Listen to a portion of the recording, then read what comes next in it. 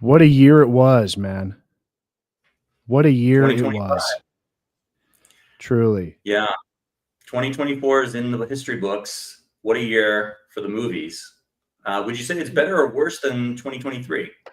I would say just right off the bat, right off the jump, it seemed like it was a pretty good year. And I don't know if that's because I actually went out to the movies a lot more this year than I did previously. So I saw more. But I saw everything I enjoyed. Like I looked at our list of things we'd be covering. We have a guy in here that's excited to hear our take on The Apprentice. But I thought everything was pretty solid. I saw a lot of interesting stuff I probably wouldn't have ordinarily watched. And I'm excited to I start agree. talking about some stuff from the latter half of the year. I know last time we met in the summertime, we discussed some summer movies like Fall Guy, and what else did we talk about? We talked about The Fall Guy, Challengers, Civil War, and then we went back in time to talk about Oh, Targets, I Targets. believe. Yeah. Yes, in that All three discussion. films I mostly liked. I think when we get to our top tens, there'll be a few from earlier in the year. But for the most part, what do you think, man? I mean, you wanted to talk about kind of an overall feeling of the year. I mean, anything newsworthy that you thought happened this year? Anything interesting? What do you think? I think overall it was a much better year than previous years. I kept track of how many times I went to the movies this year, for instance, and I went. Well, I calculated 42 movies that I saw in the theater this year, which is a Jeez. big step. Yeah, I know, right? I mean, having the AMC A list definitely helps with that. I mean, to take a big chunk out of the financial burden of going to the movies that often. But I had the Regal pass previous years, and even with that, in 2023, I only saw 28 movies. So I definitely kicked it up a notch this year, and I felt like there was always something to go see this year. Like you would check in on a Friday or Saturday or whatever, and you'd see there'd be at least one to two, if not three movies that you're like very interested in going to see. And in previous years, I've looked at it and you're like, I don't want to see anything that's playing, or I've seen it all already. So I think there was a lot more to offer this year, both in terms of like the regular studio blockbuster output, plus the Oscar movies that have been coming out later in the year, later in the season. There's been a lot to get excited about. They were spaced out better, I thought. Like a movie like, or a lot of stuff that it's getting Oscar buzz or consideration. Like The Substance, I think, is a movie that they didn't expect for that to happen. I mean, there's a lot of like fun, nice things. Kind of like in what was it, 92, when Silence of the Lambs, that came out in February, ended up carrying, its momentum throughout the entire year. So not to say that any of the films are on par with that one or that they're not, but you know what I'm saying. Um Yeah. No, I agree. And anyway, it's been I've been still been catching up with a few that have been stragglers. For instance, The Substance, which you just mentioned, I did get to see that just recently because it was re-released in theaters. I mean, it's on streaming, but I mean, do you really want to pay? Do you want to take a gamble and pay, $25 to rent a movie when if you have the pass, you can go for free? And if it's good, it's good. If it's not, well, didn't pay anything. yeah, exactly. Well, yeah, I mean, you did pay your subscription fee, but Well, that's you what I paid your get. subscription, but you've earned that money back at this point by seeing, two other True, movies. true. Um, Um, the well, I only guess, movie that I have not seen yet that I am still very much anticipated for is The Brutalist. I agree. I haven't seen it either. I'm looking for a block of 4 hours that I can find somewhere, right? Or convince my wife to go see it. But the word from a lot of people that I trust has been very poor. Really? Yeah, that it's a big waste of Hmm. time, that it's devoid of substance. So it's sort of an Ayn Rand copycat in aesthetics only with no real vision or anything to say. So I don't know. I will probably see it. The trailer was just so impressive. I wanted to go see it, you I know. mean, but how many times have the critics been wrong about? Well, not wrong, but we've disagreed vehemently. I mean, I think Megalopolis would be a perfect example of that, where everyone was just hating on this movie, and Yeah. I mean, I know we both enjoyed it a lot. Yeah, I agree. I did enjoy it a lot. I've recommended it to people who have not enjoyed it, but no, that was a movie I'd go to bat for. And if we get further down our list, I think we had an idea of like 4 or 5 movies we're going to talk about as an end Mhm. of the year wrap up, and it just kind of grew and grew. So we're going to start out. The 4 we definitely want to touch on are um, The Substance, Mhm. Nosferatu, A Complete Unknown, Anora, Gladiator II, and that just sort of, keeps going. I guess we could talk about Juror number 2, we could talk about A Different Man, we could talk about Megalopolis a bit if we wanted to, but I suppose let's just get started on the substance. I'm really excited to hear what you thought about that one, dude. Yeah, I really like this one a lot. I Me too. didn't love it completely. I Sure. thought there's a few problems, but overall, I think it's a very, very interesting film that definitely deserves re-exploration, exploration again and another subsequent viewing. Because I think there's a lot here that is beneath the surface, if you will. But if you want to look at it on like just the very, very surface cosmetic level, obviously people are going to talk about the aspect of it that it is a commentary or a criticism on Hollywood's obsession with, or not even just Hollywood, just our entire society and culture around the world of obsession with the ridiculously high standards of women's appearances and beauty and such and such. But I think you pointed out an interesting different angle on this when I read your comments on Letterboxd. There's a lot more to it than just that. It's more about the duality inside of your own psyche too. How much do you subconsciously hinder yourself or hurt yourself, whether it be on purpose or not on purpose? And that's definitely a very fascinating aspect of this movie. I think I think that's the way more interesting way to relate to this film is to think of it that way. Not only does it sort of cross any sort of gender or cultural divide, because that I think everybody can relate to that. Everybody at a certain point feels like there's an evil half to themselves, or not even evil, but um, a portion of themselves that if they could exercise would perhaps make their waking life more enjoyable. Do you know what I'm saying? Or your square life. I mean, everyone's woken up one morning and hung over and thought, "Oh my God, what the hell did that guy get me into today?" Right?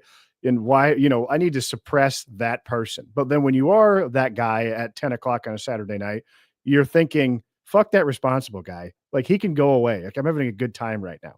So that was the kind of how I related to it. I don't know what that says about me necessarily, but that's the angle. And it doesn't have to be, necessarily in addiction terms. It can be just in interpersonal terms. Perhaps maybe you have a side of you that's mean or petty or cruel, that's, sabotaging your personal relationships, and I thought that this film was much more of a sort of a meditation on that duality. I mean, I was thinking about that, especially as I watched, David Lynch's Firewalk with Me, Twin Peaks Oh, movie that he made wow. in the 90s, which is the whole idea of that entire film, and to a certain extent, the show Twin Peaks, is that everyone has a dual evil nature, right?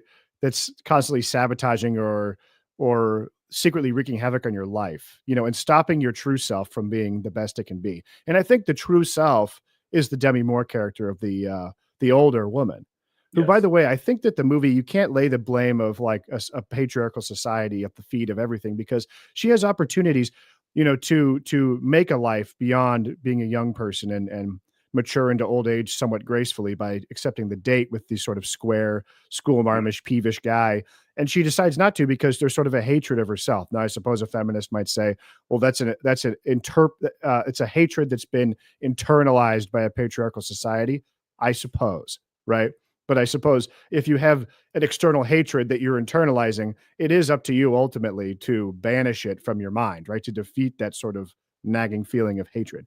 I don't I know. think that's a great point because as kind of monstrous and silly as the Dennis Quaid character is made out to be in the movie as the quote villain, he's this Sure. kind of ostentatious, overly aggressive TV producer who says, hey, you've hit 50 years old, you're on the way out, you're no good anymore. I mean, that is a natural reflection of how our society is built, unfortunately. But is he really doing anything that is so egregiously bad? Does he do anything to her that is otherwise horrible or so bad? I mean, he's answering to his bosses and he's trying to get what he needs to get done. So I think it portrays that as an interesting light too. However, the other aspect of it I think is kind of interesting is how it correlates to other films that have had similar messages along throughout the years. The one that immediately kept coming back to me was Seconds by Oh yeah, John John, Frankenheimer. yes, by Frankenheimer. which has a very similar motif and message behind it, which is more, I think, more poignant in that one about, can you restart your life? Can you go back or not? And this one is more about kind of a fatalistic point of view. And then the other thing is, I think I had mentioned this to you before, and I wanted you to watch it, but I forgot to tell you about it again, was the Batman the Animated Series episode Feet of Clay, which features the origin of Clayface in the animated series. And it feels very, very similar, in my opinion, to this movie, Really? where an actor with a disfigurement, Matt Hagen, it becomes addicted to a like a beauty cream, cosmetic beauty cream called Renew You, I think. And it allows him to mask his hideous appearance. He becomes addicted to it to the point where he has to do, hits for a mob boss, and then becomes overdosed in it and turns into a hideous, horrific monster, Clayface, similar to the ultimate end result in The Substance. There's no such thing as a free lunch, right? Yes. And that's the ultimate, right? I mean, I enjoyed the film aesthetically. I thought that maybe it was a little long. I thought that it had a great sense of humor about Hollywood culture, and not just to the extent of their treatment of like starlets, right? But more like the things that they do, the vapid entertainment they provide us with, like Pump It Up, which was which, by the way, I was just in Nashville and I was in a bar of sorts and they were playing the song Pump It Up. It's transcended the film. They played it in the club-ish area. Yes. So that was exciting to hear. Well, it's to ruin your life, which she does, yes, over being this, morning TV, daytime dance aerobics instructor, is kind of the ironic cherry on top of it all, is it not? Right. Exactly. It's not even for real fortune and fame. It's not to be a glamorous movie star in, high profile movies. It's not to be a glamorous TV anchor. It's not, being a model in or a runway model or something like that. It's doing this kind of ridiculous jazzercise stuff on TV. And, obviously the most poignant part of it is that, Demi Moore is actually, I believe, 62 years old, not 50 years old as the movie character. She's even, and exactly. She looks great. I mean, there's something, like you said too, about, kind of aging gracefully. I'm sure she's had I don't know what kind of work she's had done or not, but, there's something to be said about, we do create a culture and an environment where women, as they get older, can play roles that, are appropriate for older actresses, etc. There's nothing wrong with that. I think you could have made the same film with an older man, right? With maybe a Sylvester Stallone type, who he's not getting cast in the action movies anymore. So he takes The Substance and becomes the new hot star. You know what I mean? I think you could absolutely.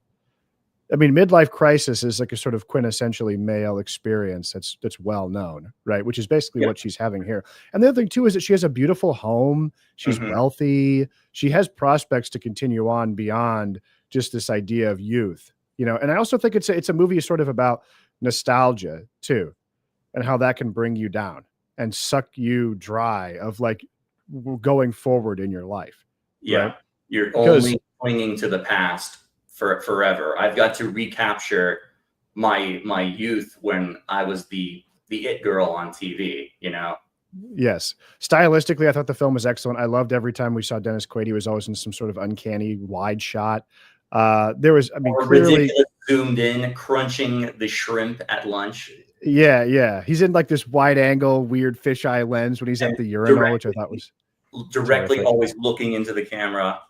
He was very game for this. I don't know if you have any words on Reagan. I think maybe you've discussed your opinion on Reagan earlier. He was excellent. He was excellent in Reagan. But as I mentioned, I think that was when we did the Twitter space or whatever it was.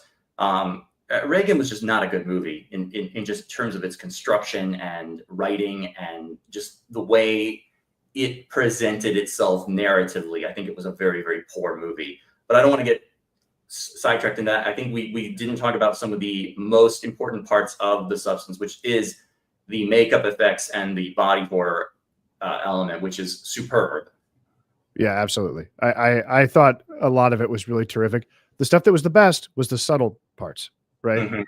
the subtle decaying of her body. Yes. Obviously, it's grotesque when she takes the substance and her eyeball multiplies. Eyeballs are a very vulnerable place. Anytime you do something with eyes, it always gets me a little freaked out. But I I thought though, personally found go ahead. the stitching up of Oh the yeah, empty body shell to be the most disturbing part there. Just I, having right. to they zoom in very very closely to piercing the skin to sew it up. Um, obviously this is a fantasy movie, and obviously, but there's no instructions that come with the substance, and I found that to be very annoying. That it comes There were with these instructions. little They were cards. very cryptic, but they were simple, and they didn't tell you what to expect, No, right? no, no, no. But like, shouldn't I wish they had just I wish they had dumped some like giant 900-page manual on her and she had to like flip through that and then she just like throws it out and just injects. Because Well, you know what? It most was like people any can't most bargain. people can't do basic, medical procedures on themselves, like injecting insulin subcutaneously or whatever. And this lady figures out how to not only intravenously inject the substance into her, but then do all of that, the bone marrow aspiration to rejuvenate herself, etc. It's just I found that part very comical in my opinion. Well, it was a sort of a deal with the devil. I mean, he's always very vague when he makes you promises, right? Then it bites you in the ass. Sure, sure. I Right. just I just found that to be completely like I was laughing to myself because it's so ridiculous. The most fantastical aspect of the movie, in my opinion, was the fact that she was able to do all this for herself. Not that But she, generates into a new version of herself and decays and all that. I thought it was a very funny movie, and I found myself laughing a lot. Like along with the movie, I thought it was a lot of fun. Maybe most people wouldn't think that because it is rather grotesque. But when we get to the end and she's hobbling around as like a giant mongoloid, kind of like RoboCop mutant at the end, Yeah, a little I think much. it loses its credibility, in my opinion, at that point. Yeah, I thought that it could have actually transcended it and become sort of a David Cronenberg kind of fly. It didn't. It became. Yeah. It was like too nervous to be actually sad and gripping, and it instead became this kind of like comical farce where she goes out there as this big troglodyte thing and starts trying to speak as her body's falling apart, and then she sprays blood all over the place. I mean, I guess that's sort of the vengeance on the fickle audience Yes, portion, but I but thought it but could have been. my problem with that is that you ultimately, at least I did not feel sympathy or empathy for her by the No. end of the movie.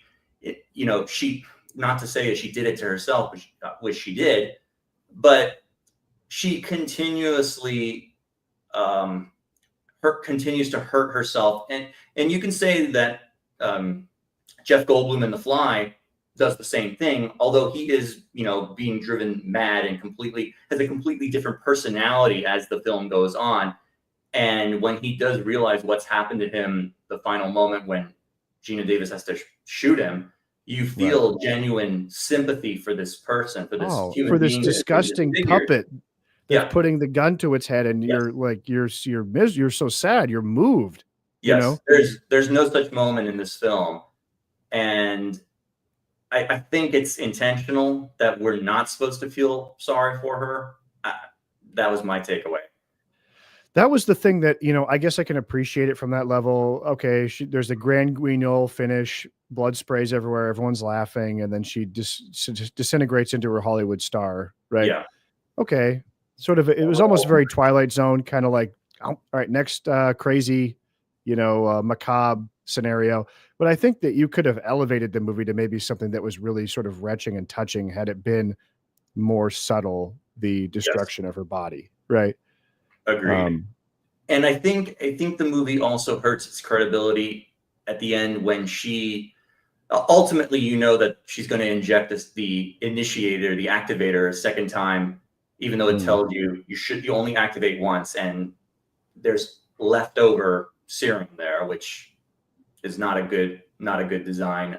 There's a design flaw there. Obviously, it's intentional for the movie, but um, the fact that she had to go home in order to get that, inject herself again, comes out mutated, and then hobbles back to the New Year's Eve studio, and no one notices that she's this disfigured monster. Obviously, that's the design of the movie, then to have her do this thing. But I think it hurts its credibility, and its we've tried to be a very kind of quote realistic film for the most part, a very science fiction procedural aspect to it. There's rules that we follow. There's cause and effect routine here, and then all of a sudden, she's like half dead. She's like fainting. Her teeth are falling out. She can barely see, and yet she manages to go all the way home, inject, do this thing, and come back as this monster to perform on TV. I think if they just had her mutate in the studio, it would have been a much more and shorter. It drags a little bit. Believable, extension of what's going on here. Overall, I mean, overall, I thought it was a terrific movie. I really enjoyed it, and I knew you would too. I would recommend it as well. But I thought for me the most unrealistic part was when she makes the do it yourself DIY closet to hide the body. Oh, that yeah. was a little much. I thought that would be not that women aren't handy, but that was a very professional work. I mean, that was seamless. And also I think it's shown to or they intentionally did this to say there's discard for the other half when you are before you swap. You would keep the fact that you would keep your other unconscious body on the bathroom floor naked, right, for a week at a time. It says something about her character or her self-worth at that point too, isn't it? True. Kind of interesting. Yeah. And only after like 2 or 3 weeks does she decide to move the other body into that closeted space and put a blanket over her, a towel over her, and show some dignity to your body. It was kind of a strange take. This is sort of a dicey area, but we didn't talk about the sort of, I wouldn't say gratuitous, but very plentiful amount of nudity and sexual imagery, in the movie, especially surrounding a certain Margaret Qualley, who's gorgeous. I honestly didn't think that there was that much. I had heard from other people that there was, tons and tons of nudity and sex in this movie. And yes, there's a lot, but I didn't think it was compared to like Anora, for instance. I thought this was way less, in my opinion. Did you really? Yes. Okay.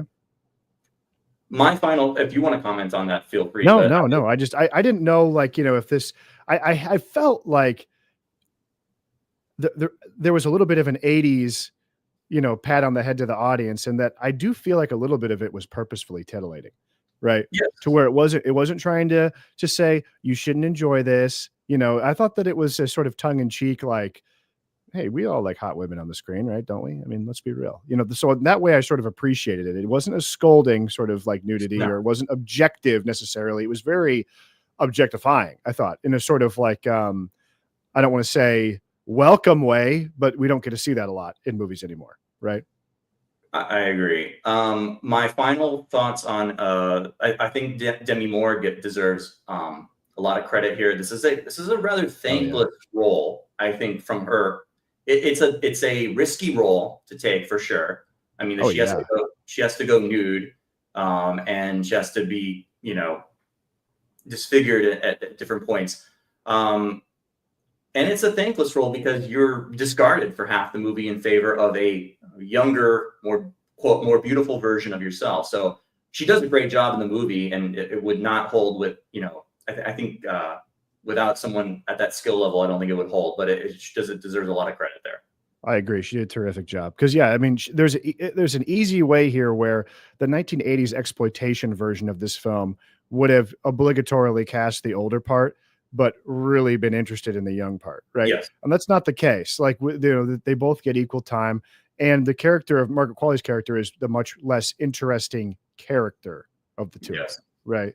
Even though they are the same person. But yeah, overall, great premise, a lot of fun, good execution, worth your time. Do you want to talk about one other thing? Yeah. Was this movie trying to channel a lot of Kubrick imagery as well? Did you pick up on that? The bathroom looked just like the fucking Overlook Hotel bathroom. Like, there's all, very long. How about the hallway? Dolly How about the shots? hallway with the orange pattern carpeting? Especially when it gets drenched in blood at the end. And look, I can appreciate the Kubrickian imagery because the man was a fucking, you're right, exactly. The man was a genius. We all love him very much.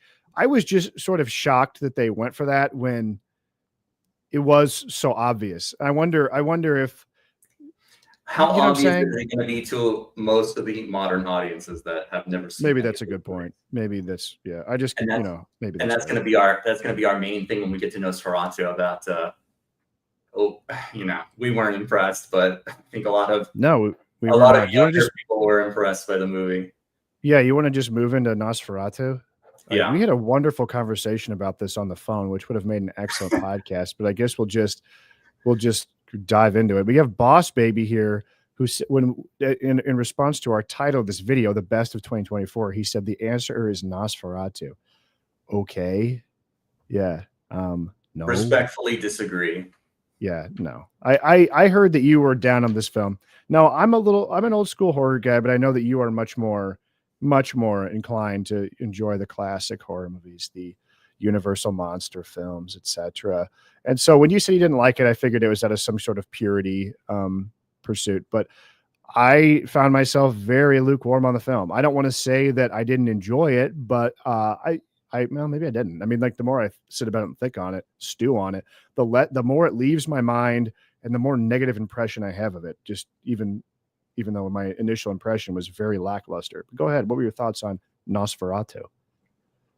Yeah, so I deeply, deeply wanted to love this film so much. I mean, you have no Same. idea how much I was anticipating and looking forward to this movie because, like you just said, I'm a huge admirer of vintage classic horror films. Especially, I mean, my bread and butter is Universal classic monsters. Now, obviously, this is based on the German F.W. Murnau silent film Nosferatu, which is not exactly the same as that. However, I do have a deep admiration for that as well. It's not my favorite silent classic horror film by any means either, but I thought the entire idea of remaking that version of Dracula in the modern era was fascinating. Now, I think part of the reason is I'm not a big fan of Robert Eggers here as a director. His previous film, The Witch, I found to be abysmal, and maybe that's a hot take, but I just could not stand it at all. So this was just a very deeply disappointing movie. I think a couple things. Pacing is just horrendous in this movie. It takes forever to get going, to do anything of interest or value. We spend a lot of time with the wrong characters, in my opinion. Nicholas Hoult is one of the better characters in this movie, I thought. And he is quickly discarded for a large chunk of the middle to back end of the movie until he comes back. And we're left with Aaron Taylor Johnson for a large portion of the movie, who's kind of an unnecessary or irrelevant character, who he and his family turn out to just be cannon fodder for the vampire. Well, he's only unnecessary in that they don't end up doing anything with him, and they could have. So therefore, it renders everything that became before it sort of null, right? He's just him and his family are just bodies to be accumulated for Count Orlok. I mean, that's really what it is. Yeah. But I think the other major hindrance to this movie is as much as they're trying to recreate the feel and the atmosphere of this, silent black and white. It has that, very grayscale sepia tint to the movie that almost makes it feel black and white. You're doing all that, the beautiful aesthetics, the kind of inspired by German expressionism and all that, to then change and alter the very distinctive and a specific look of Count Orlok, which is the most important iconography from Nosferatu. To change that into a more realistic vampire was deeply just kind of it was like heresy in my opinion. Well, I don't want to sound like your critique is coming from a place of purity of like, oh, they ruined the look of Count Orlok. The point is the only differential factor between Nosferatu and Dracula, they're the exact same fucking story, except Yes. Nosferatu has less to it, right? The only differentiating factor is that Count Orlok looks like a weird, freakish, Demon. toothed bald guy. That's the only difference.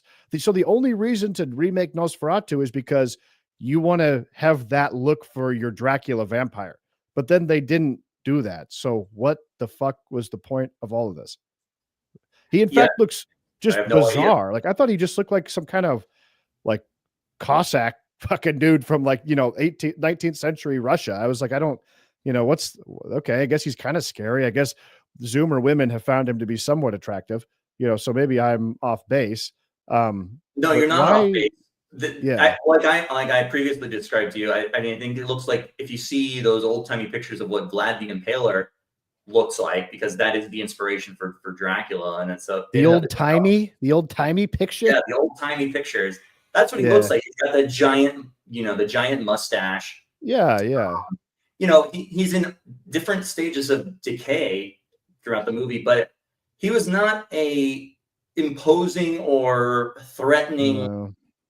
image. His visage was not very disturbing.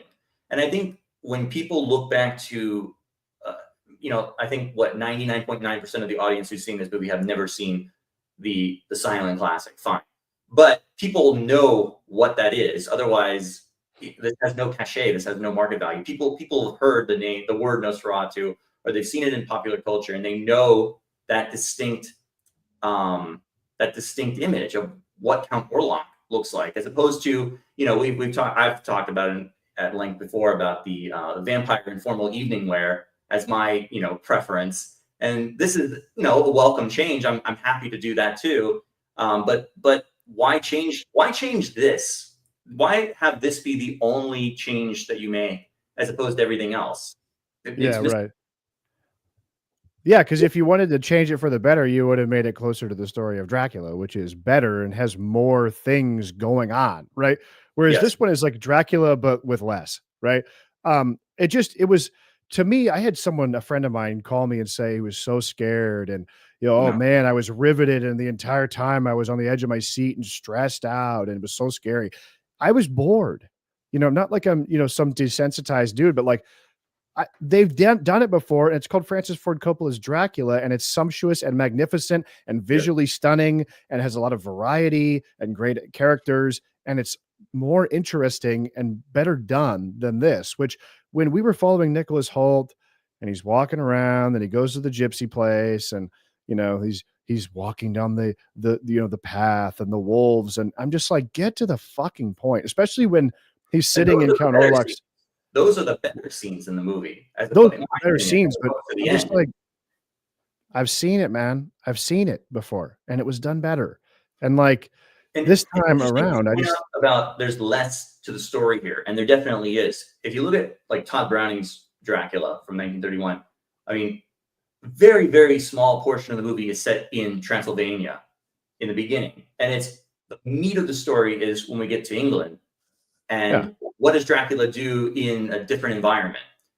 This is, and the original Nosferatu was like this too, in terms of it's set almost all of it is set in Transylvania and on the ship. And then the climax is this is in Germany, I believe. I guess it's in Germany. It looked like fucking England to me. Everyone had a British accent. I don't know what the difference was besides that they had some German writing on some shit, right?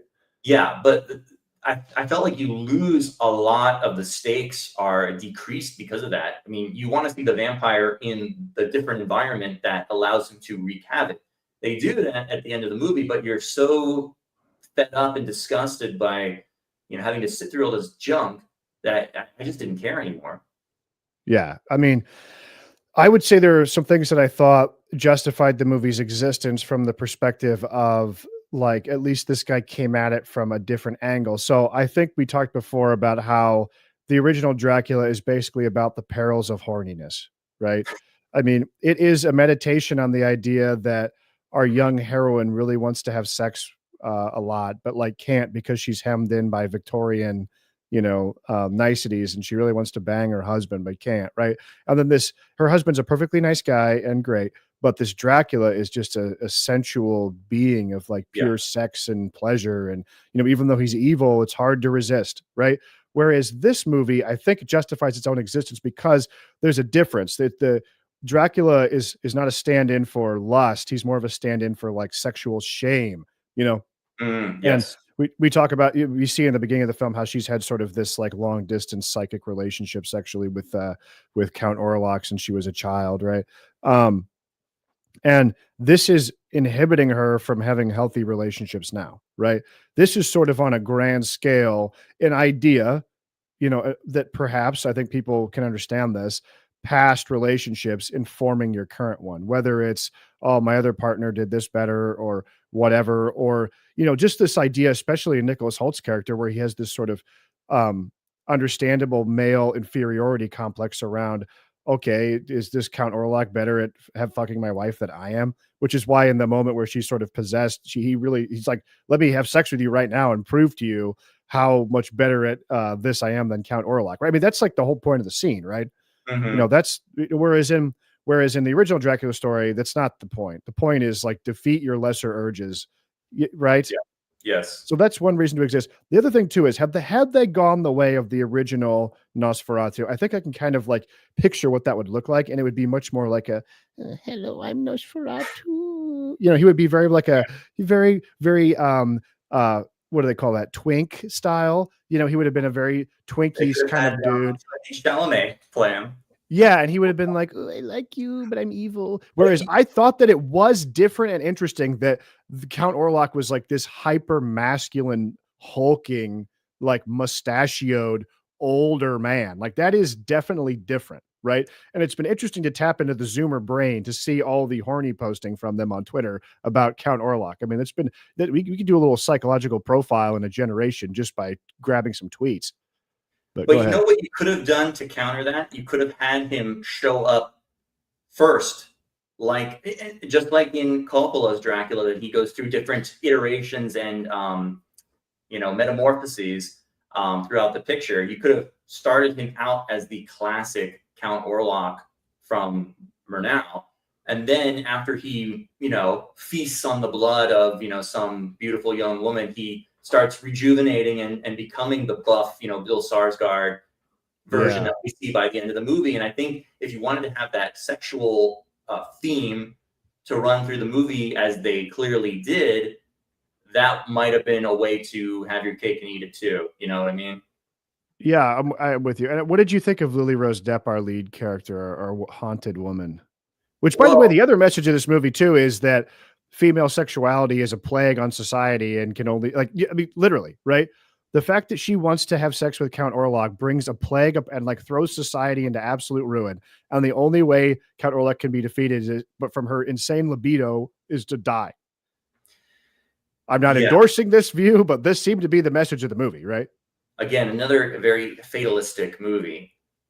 Again, I thought she did a fine job. I wasn't particularly impressed by anyone in the movie other than I found Willem Dafoe quite entertaining, and I found the other guy who played the other doctor to be quite an Welcome unusual presence. character too. And Nicholas Yeah. Hoult was good. Lily Rose Depp, she's fine. I wasn't blown away by anything particular that she did here. And in fact, I was just bored by the end of this movie and wanted it to end. And they got to find a different way to do exorcist style possession scenes because I've seen it. Yeah. He's coming. Like writhing around in the bed. It's like we've seen it, man. I've seen it. I don't. I will say, at least thankfully, the movie does not impose or introduce like modern cadence into the dialogue. They speak for the most part believably like they're living in the 19th century. So at least they did that. They're not speaking like it's 2025. Well, I'd say that about the production design too, or the costumes period wise. But with the production design, is like you could tell that somebody, whoever the set director was, they made beautiful sets, right?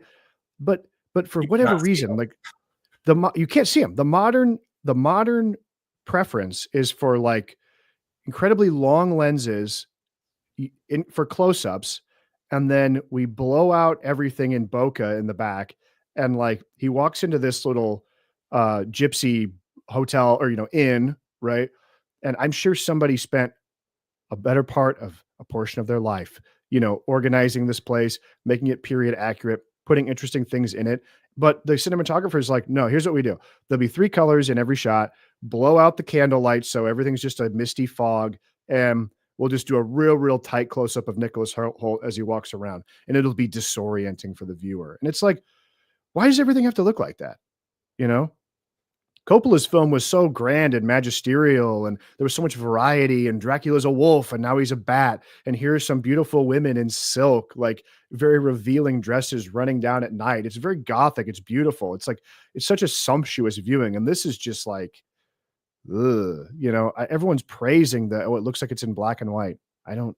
Okay, And that's you like know. we said, but how many of these people have never even seen a black and white movie before? And so they like the Yeah. appeal of thinking they're watching a black and white movie without actually doing it and being able to say that they liked it like that. I mean, sorry, I don't want to sound elitist or snobbish or, like a prude here, but I mean, it's like Zoomer's first vampire movie. Yes. I wasn't impressed at all here. Agree. So Agree. skip this one. Yeah, I'd say skip it too. Do you want to talk about a complete unknown? Now here Yeah, we I have a would love to. Zoomer that's a star, a shining star. Timothy Chalamet, who we all love. Can we Yeah. agree? Yes. And I love this movie. This was a great one. I really He's enjoyed it a lot. he's a terrific actor. Also, just from a Hollywood movie business perspective, I bet the press run for this movie will be written about in a book somewhere as a shift in Hollywood marketing. It's interesting to me. I think we've heard a lot in the media about how now President Donald J. Trump made quite a run uh, by going on everybody's podcast. Timothy Chalamet hit the same circuit. I'm going to go on with Theo Vaughn. I'm going to go on with all these podcasts and Oh, that's right. talk for an hour and a half, and then people maybe will like me and want to go see my movie. Like I've never seen that before, right? I think we'll Well, see more of it.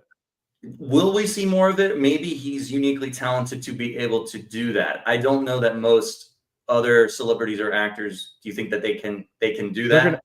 they're gonna have to get to do that because just like every politician's gonna have to figure that out too, right? Yeah, and that's also a skill set that most politicians don't have. Can I go on a Um, show and talk for an hour and a half out the dome, I mean, you right? see some of these celebrity interviews that they do the round when they do the circuit where the people just come in and out of different they just rotate in and out round Can't believe robin we're still doing that. Yeah. and they ask the most ridiculous questions too, the most vapid, inane questions. So I would welcome what you're saying. I think if we can get kind of a more substantive appreciation for what's going on here, that might be better. We had it for Of a course, while of course, why they do the other way is because every local outlet, every online outlet has to have their little piece that they clip. So oh, gross. Who's going on, a writer Joe or Blow or who's going on these websites, right? I I mean, don't we know. had this in the 90s and early 2000s. It was called Inside the Actors Studio or Mhm. Charlie Rose, where I mean, it was truncated. It was for TV. It's not an hour and a half, but I mean, then that just went away, and we got back to Entertainment Weekly tidbits, and who cares? Timothy Chalamet went on College Because Game that's what Day and made 5 that's what accurate we picks. that's what What? our attention spans are designed to have that TikTok, kind of dopamine rush, quick moment. Yeah. But I don't know, is that true anymore? I mean, people are obviously willing to listen to podcasts that are 2 hours long. I think we have very divergent. If we had a graph here, you'd see two different peaks. They're extremes in terms of Yeah. reaction. So we have the people that can only handle the TikTok level, 10-second clip, and we have the people that can handle the 3-hour interview, and there's nothing in between. That might be an accurate way to put it. What did you think of A Complete Unknown? The Oh, I Bob loved Dylan it. I biopic. loved it, and Yeah. I actually appreciated it more as time went on. When I walked out of the theater initially, I kind of had this weird lukewarm reaction. I certainly enjoyed it a lot while I was watching it, and then at the end, I had this kind of bad taste in my mouth that, because it really makes Bob Dylan out to be a total jerk in the Yeah. movie. Yeah. And I couldn't get over that for a while. And then I started thinking about it, and I started watching a lot more. He doesn't do that many interviews in the course of his life, but I watched the 60 Minutes interview that they did with him maybe 20 years ago at this point, and Yeah. it kind of solidified my understanding that this movie is pretty accurate in terms of its depiction of him. He is kind of a jerk. He's a contrarian. It works. It's worked a lot for him in his life, but it kind of rings true. And I found that kind of revealing in the end, and it made me appreciate the movie a lot more. I think the question I have for you is this a typical or atypical biopic? Because I'm kind of torn between both. I think it's atypical, but this is the correct way to do it, right? One of the best biopics I've ever seen in my entire life, and one of my favorite, maybe one of my favorite movies ever. Because I just based on the sheer amount of times I've watched it, is Jobs, the film by the guy who did Slumdog Millionaire. What's his name? Danny British Boyle, guy. Danny Boyle. Yeah, Danny Boyle's movie, and the dude from West Wing wrote Aaron it. Sorkin. Yes, and it's incredible. I love Is that this the one movie. with Ashton Kutcher, or am I No, no, no. The Ashton waiting? Kutcher one is terrible because it's a Okay. traditional. It just gets like, let's go through his whole life and blah blah blah. Okay, This I one didn't is see this. it's 2 hours, 3 segments, 3 days out of Steve Jobs' life, launching different brands and they do a terrific job of weaving everything important that mattered about his life and like giving you this kind of treatise on who he was in a Mhm. by only using 3 days. It's Yes. not the whole fucking, epic story that inevitably gets truncated and moves too quick. It's not the rise and fall and rise again kind of, biopic story. Um, that like on most of these biopics, you're what you're signing up for is a concert movie with like some scenes of partying and then he became an alcoholic and he had sex and this kind of like burning out. You don't get that at all, but it's a perfect summation of who Bob Dylan is, what he's maybe about or not about, substance of his character or lack thereof, right? Mhm. And genius, right? In a very short amount of time, in a very specific time and place, that manages to convey a lot about the history of our country. Like it takes a very peculiar kind of small subset of culture, and it urges you to ponder ideas about relationships, artist professionalism in a lot wider way. I know that sounds vague, but I'll keep going. Cut me off. Say something. That was I'm wrangling here for something. No, no, I agree a lot with that. And it's interesting because this is directed by James Mangold, who kind Was of in the defined doghouse for me really why. after his hideous Indiana Jones 5, which is one of the worst things I've ever sat through in my Okay, life. But go ahead. yeah. Yeah. Let's not get on that. It's not that bad. But James Mangold, I mean, I think you would agree, he defined the modern musical biopic, right, with Walk the Line. That Which that is is like, great. which is Yeah. great. But that is the model, that is the mold by which almost every other musical biopic has copied from since then. It And was the so, mold for Dewey Cox, the parody of the yeah, music biopic, right? sure. And then here he comes along again to do another music biopic, and it's a very, very different animal completely. So I found that part intriguing in and of itself. And 100%. the movie begs the question, it's like, does the movie really want to explore, who Bob Dylan is, or what he meant for, what he stood for, or what he means to be him? I don't know. I think it's just kind of documenting. It's more interested in just documenting Bob Dylan as like a historical figure who just existed in this period of time. He influenced and did all these things, and we, the viewer, are just there to witness it. We're not there to like explore inside his head or find out about his childhood or anything like that. Like nobody cares. Like that movie is not interested in that at all. It Right. shows he basically appears on the scene as a fully formed person. He rises to international fame, extraordinary fame, does this thing, and then kind of wears out his welcome to a certain extent by the end of the movie and just kind of goes off on his own. And it's like, this happened. That's it, you know? That was my fundamental problem with the movie is that I was looking for something in this film beyond who is Bob Dylan because like who really cares? Right? I mean, that was my I'm like, But people okay, do, because that's what most people take away. Who is Bob Dylan? What drove him? Where do the lyrics come from? Where does the music come from? And it's like this movie is not interested in that at all. what it does though, I mean, the movie sort of illuminates this idea, which I think was fleshed out more. And if you were to watch this movie, I would say a central reading for you would be that Michael Moynihan article in the Free Press. Oh yeah, it's Mike, great. That was really, really Michael, good. it was incredible. And it gives so much context to the movie that is otherwise opaque, which for the filmmakers to leave out this element was sort of uh, wrong because they would have had access. They should not have. they should not have sidestepped that, because the film, the struggle of the movie is that Bob Dylan makes his bones as a classic folk singer in the 60s. That's the milieu that he is grown and rises out of, right? Now, the film is about his split with these people because he wants to do something different. He's done it. He's tired of the folk music. He's tired of Edward Norton, who plays Pete Seeger, his mentor, right? And he's tired of it, and he pushes back against this folk music to do electric rock. And the climax of the film is him bucking everybody and saying, I'm going to play electric rock, right? Yeah. Now, the part that makes Bob Dylan seem like a dick is that in a traditional biopic rock movie, rock and roll high school kind of thing, the story would be that there's an oppressive system forcing you not to rock out and party and be yourself, right? But the supposed suppressive, people that Bob Dylan is rebelling against are not bad people. They just want to have a folk, concert. And they're like, hey, Bob, would you please not play rock and roll music? We're trying to do this folk thing. And he basically says, fuck you. I'm going to do whatever I want. And it sort of begs the question of like, Bob, why not just, politely decline the invitation? Why come to these people's rock festival or folk festival and rain on their parade, right? But what the movie leaves out is that these guys were not opposed to Bob Dylan simply because he wanted to play a different style of music. They were very upset and angry with him. And it's well documented that all these folk musicians were, in a sense, like they were committed Marxist communists. They were admitted that their music was about sort of working people's problems, right?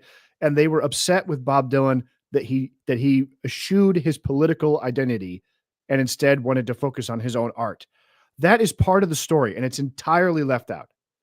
Yeah, and in fact, their political motivation and ideas is only very, very briefly glossed over at the beginning of the movie when Pete Seeger is in court and he's being, I don't know, sanctioned or fined or something for espousing some kind of propaganda aspect to it. But that's an interesting part that I agree with it. I wish the movie had, I think, a more courageous movie would have done that. I think to kind of just have the widespread commercial appeal they're looking for, they just kind of eliminated that. But that's part of the story. I mean, you need it. Yeah. You need it. It's cowardly. It's absolutely. Now we do get little hints in there that Bob Dylan maybe was just doing protest songs, and this is all well documented. Bob Dylan has admitted this. He said, "I wanted to stop doing civil rights songs. I didn't care anymore. I wasn't concerned with that or the anti-Vietnam War effort. I was done." And these people were all trying to pull me into this. And contemporary people that are in the movie, like, what's her name? Fucking Joan Baez. She even wrote songs to Bob Dylan saying that he needs to come back and sing political music again. And he was just basically like, fuck you. That's the interesting part of it, is that these people are all stuck in the hamster wheel, spinning forever in the same genre, the same message, the same ideas. They're never moving forward. And I understand, as an artist, especially his point of view, you want to continuously move forward. You want to try something new. You want to move to the next stage, expand your horizons. Now, I also understand that if you're doing a concert like that, you should give the audience at least something that they want. You can show off your new song, you can do whatever, but you need to give them a little red meat to just kind of calm them down. So the fact that he couldn't just compromise a little bit and play. He did by the end of the movie, I believe. He did play. Which is like, right. Seconds. But I think it shows a kind of artistic, different level that he's playing. He's playing chess and they're playing checkers. They're just stuck in this folk music world that he has already come and conquered, and he's moving on to the next thing. His level of artistic merit is greater than theirs. I think the movie's postulating, and he knows it himself. I don't know. It almost looks like he kind of looks down on Pete Seeger for most of the movie, despite him being the person that brings him to fame and brings him onto the stage. He really admires Woody Guthrie, and Pete Seeger is just a stand-in for Woody, who is like dying of Huntington's disease in the movie and is unable to speak or sing at this point. So that's his liaison to Woody. So he kind of puts up with him, but he seems to not really think much of him. Yeah, he has contempt for him and his small thinking. But I I am getting that more now because I have extra information that I gained Yes. from outside the film, right? Like Pete Seeger was a guy that didn't denounce Stalin until like 1980, right? I mean, um, Dave Van Ronk, who's also good. By the way, just on a personal note, I'm not a huge Bob Dylan fan, but if I were to listen to any songs from his career, it would be his folk music. I think that's the best stuff. But you Yeah, know, that's all besides the the point. music played in this movie is his best stuff, and it's It's stuff that I terrific. really like a lot. Again, I agree. I'm not But listening to the deep cut albums from after this period or 70s and 80s no, that he did. I mean, he I did a few things, but like you know, I'm not claiming to be some kind of, eh, super music appreciator here for anyone who wants to rip my ass and say that Bob Dylan's, 1988 album is so good or whatever. But like, I there needed to be a scene in this movie where Pete Seeger says, "Hey, Bob, I've noticed that the lyrics of your music is not about trying to change the world or, it's not about workers of the world uniting anymore. What's the deal? You need to sing about things that matter." And Bob Dylan should have said, "Fuck you, I'll sing about whatever I want." Like Yeah, the movie needed that scene and they were too cowardly to put it in, even though it gives context and it also gives like more drama to like the conflict. Because yeah. otherwise, you have a movie about people who really like folk music and a guy who doesn't like it anymore. Because Okay, what so is what? what is driving him? We I kind of said before the movie is not interested in what's driving him, but I think subconsciously it is. So if it's not the political message of the folk songs, which it is for Pete Seeger, Woody Guthrie, that's their intent to use folk music to kind of drive social change. Dylan's not interested in that at all. And if you watch the 60 Minutes interview that he did in the 2000s, it flat out explains this too. It's like he rejects the label of voice of a generation, all that stuff that gets ascribed to him. He's not interested in any of that. So what's driving the musical influence then? Is it just mastering that genre and then kind of discarding it and moving to the next, or what is it exactly? It's kind of an enigma.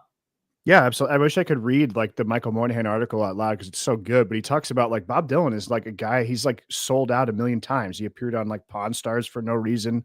He puts his name on all sorts of products, licenses songs all over the place. He likes money. But like the interesting thing about him though is that this is a guy who was able to like write these songs that like obviously resonated with so many boomers, like the times they are changing. That's a very like it's a song with a lot of really strong convictions and Mhm. powerful language.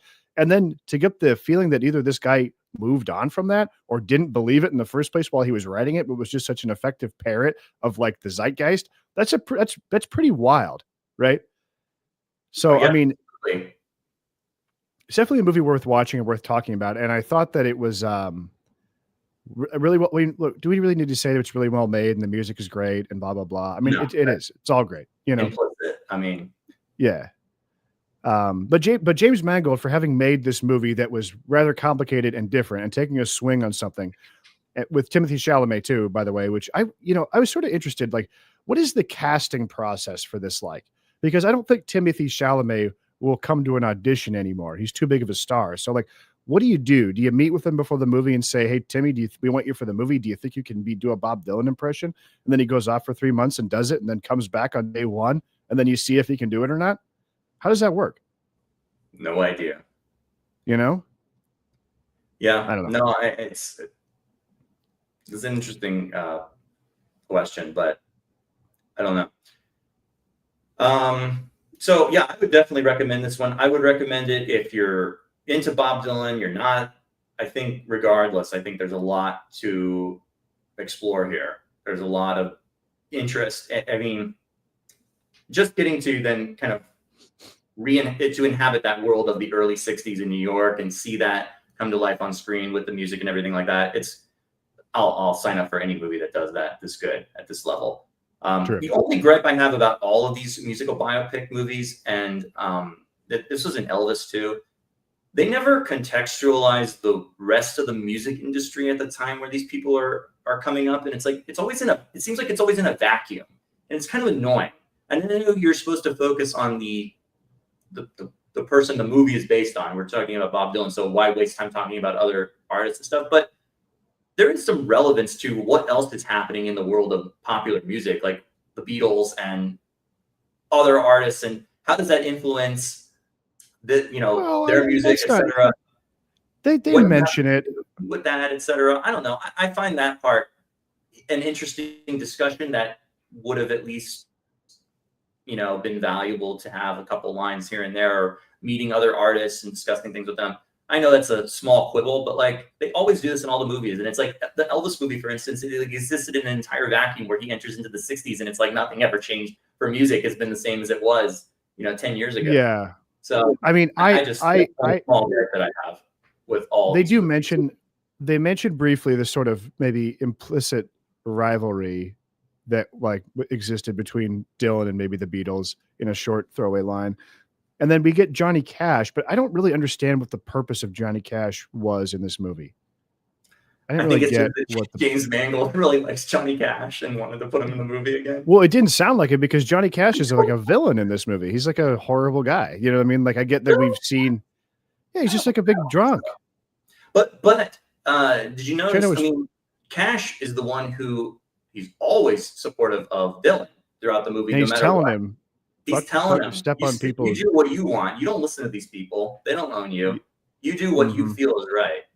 Mm-hmm. But you know what, though? They were cowardly not to include the political thing because that's a big context part of it to help people understand. It's also a very important part of Bob Dylan himself and a very important part of us trying to understand who the folk people are, because they don't really tell you.